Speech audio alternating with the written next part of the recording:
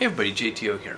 And I have just read an article, and I'm going to read some of it to you, which I found on telegraph.co.uk. Taking a bold step forward towards the Dark Ages here, towards a medieval religious view of sex, a mysticized view. Men must prove that a woman said yes under tough new rape rules. Now, I'm going to comment already on this title. Tough new rape rules. These are not rape rules. These are the criminalization of sex. This is the criminalization of normal sexual activities. Men must prove a woman said yes under tough new rape rules. I'm just going to read a few paragraphs here. New guidance will be issued to all police forces and prosecutors as part of a toolkit to move rape investigations into the dark ages. Into the 21st century. An article is by Gordon Raymer and Bill Gardner.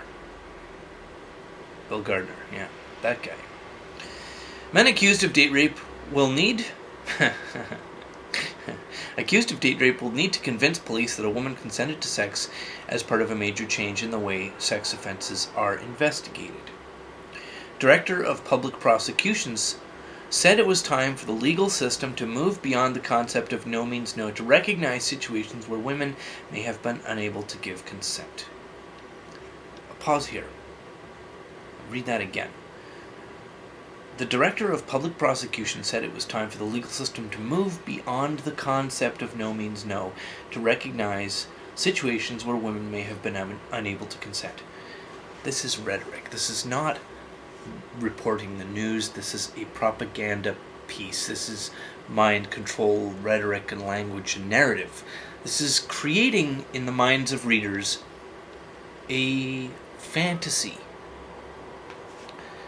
The legal system is going to move beyond the concept of no means no.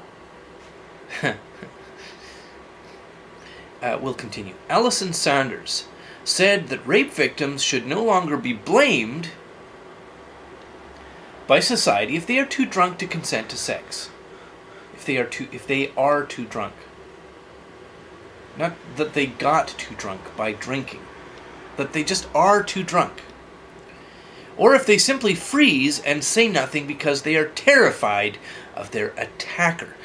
Freeze because they are terrified of their attacker. We're only 3 paragraphs. These are one-sentence paragraphs, and we're 3 sentences into the article. The first one was talking about date rape, and within 3 sentences, women are freezing because they are terrified of their attacker. This is a fantasy being created, a picture for us to consume in our mind, social reality to overlay on top of real reality. Continuing. Instead, police and prosecutors must now put a greater onus on rape suspects to demonstrate how the complainant had consented with full capacity and freedom to do so. That means if you, and this is UK, so this is not Canada where I live or US, it's just UK, but this is all of a piece, isn't it? If you have a date or girlfriend, you go out, you have an encounter, you pick up a chick at a bar, whatever, get along. You get along like a house on fire. You've both had drinks, you're dancing, you head back to your place or her place and you fuck. And then for whatever reason, that was a bad idea. The sex wasn't that good. Maybe you were too drunk to get it up. Maybe, whatever, right? Any number of reasons why the sex was bad. Or that she just regrets it. Gets a little more sober and she goes, fuck, what the hell was I thinking? Get out of here. But instead of just taking responsibility for a bad decision to have sex, no. We have a generation or multiple generations of young women socialized to believe that no matter what silly ass situation they get themselves into, it's never, ever, ever, fucking ever their fault. Oh no! I didn't make a bad decision. No, I was raped. Date rape. Bad sex, bad decision sex. Under the new law, which is being talked about here, and I don't know what the law is called because I haven't got that far, and I'm not sure if this article even names it. It is up to the man, only the man, to prove that he got consent for sex. Well, how's he going to do that? Unless he goes through the very pedantic activity of pulling out a fucking consent form, or holding up a cell phone and going, hey, I just want you to repeat something for me on the camera. I state your name, do hereby consent to have sex with my name, John, on the following date. Yes, I want to fuck. Say that, okay? Say it for the camera. Okay, okay, good. Now we can fuck. Do we actually think that, I mean, guys are gonna do that, and chicks are gonna go, what the fuck, are you crazy? Get out of here, you weirdo. And, you know, that's gonna go a couple of different ways. The guy's gonna go, well, fuck you then. Because otherwise, you want me to come into your place and fuck you, and you actually want me to do it with an invisible gun pointed against my head, because if for any reason you become discombobulated, you decide later on, oh, well, the guy didn't look so good in the light of day, or whatever. Your inhibitions tightened back up after the drinks wore off. He now is under the legal onus to provide legal proof that she consented. It doesn't go the other way. He can't say, well, she coerced me. No, of course not, because in this model, women are inanimate objects. Women are just things acted upon. They're not fucking people. They're not people choosing to A, drink, B, go back to your place or her place with the guy because he looks cute in his little tight pants or whatever. No, she's just a fuck doll. She has no will of her own. Do you agree to have sex? Okay.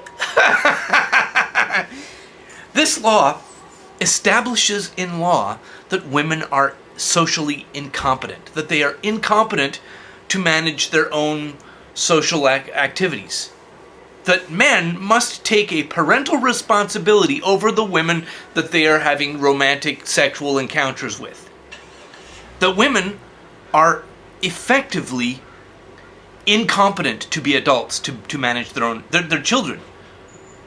And I, speaking only for myself, am totally uninterested in having romantic attachments with children, or even adults who in their minds are children.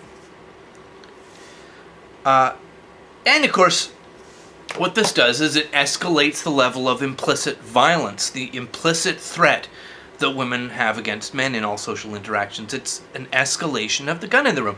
And you know what kind of protest from women we're going to see against this, saying, hey, I'm not a child, don't point a gun on my behalf at the guy who I want to take home and snog. Okay, crickets, nothing, silence, a deafening silence. Because while many women will say, I'm not feminist, and those feminists are crazy, they will be utterly silent when the gun is put in their hand and pointed at you, brother. And what's the consequence of this going to be? An increasing level of suspicion and disaffection and aversion from women. Because there is this implicit threat of the violence, of just a frivolous drop of the hat accusation because the sex wasn't good, or he didn't call the next day, or maybe he was a little bit boorish, or he didn't look quite so good in the unflattering light of day. I am not in protest of this at all. I think it's fucking hilarious. Nothing is going to end the insanity more than pushing the insanity to its ultimate and final conclusion.